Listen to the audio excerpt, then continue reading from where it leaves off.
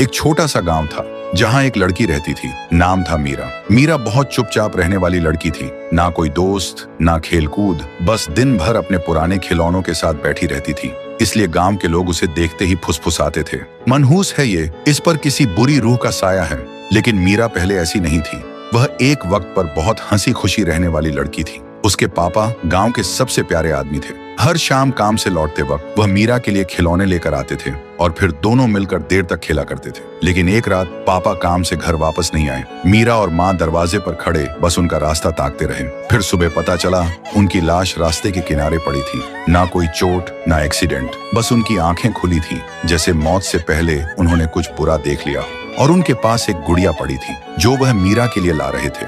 उस दिन के बाद से माँ दिन भर पड़ोस के गांव में सिलाई का काम करती थी और मीरा चुपचाप घर में अकेली रहने लगी, सिर्फ उसी गुड़िया के साथ जो उसके पापा आखिरी बार लाए थे। फिर एक दिन जब माँ घर पर नहीं थी, मीरा अपने कमरे की खिड़की के पास खड़ी बाहर देख रही थी। तभी उसे एक अजीब सी आवाज सुनाई दी, मीरा, खेलना है? सुनते ही मीरा जम सी गई। उसने धीरे से पीछे मुड़कर देखा और बोली, कौन है? तभी वह गुड़िया हिलने लगी और एक इंसान के रूप में बदल गई और बोली, मैं तेरा दोस्त हूँ गुड़िया। सुनते ही मीरा की आंखों में एक अजीब सी चमक आ गई और उस दिन के बाद से मीरा कभी अकेली नहीं रही।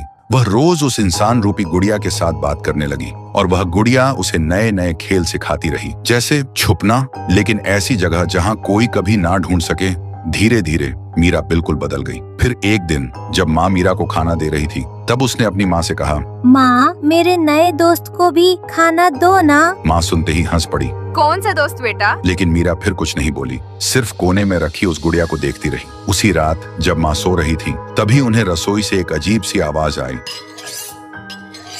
जैसे कोई छुरी से किसी चीज को काट रहा हो। सुनते ही माँ डर के मारे घबरा के उठी और रसोई की तरफ बढ़ी। लेकिन रसोई के अंदर आते ही उन्होंने जो देखा, उनका खून जम गया। मीरा फर्श पर बैठी थी और अपने ही हाथ को छुरी से काट रही थी और ठीक उसके सामने वह गुड़िया रखी थी जिसके मुंह पर मीरा का खून लगा हुआ था। ये देखते ही माँ जोर से चीख पड़ी, मीरा! लेकिन मीरा बिल्कुल शांत थी। फिर वह धीरे से मुस्कुराकर बोली, माँ, उसे भूख लगी थी। उस रात माँ इतना डर गई कि उन्होंने मीरा को सीने से लगाकर अपने पास ही सुला लिया। लेकिन जब सुबह हुई और माँ की आंख खुली तो उनके होश उड़ गए। मीरा उनके पास नहीं थी। बिस्तर पर मीरा की जगह वही गुड़िया पड़ी थी। ये देखते ही माँ का कलेजा फट गया और वह फूट फूट कर रोने लगी। और तभी उस कमरे में एक आवाज गूंजी, अब हम एक हो गए माँ। तो दोस्तों, क्या माँ अपनी बेटी को इस शैतानी गुड़िया से बचा पाएगी? और मीरा के पापा की मौत का आखिर असली राज क्या है? अगर जानना चाहते हो तो कमेंट करो, पार्ट 2 चाहिए।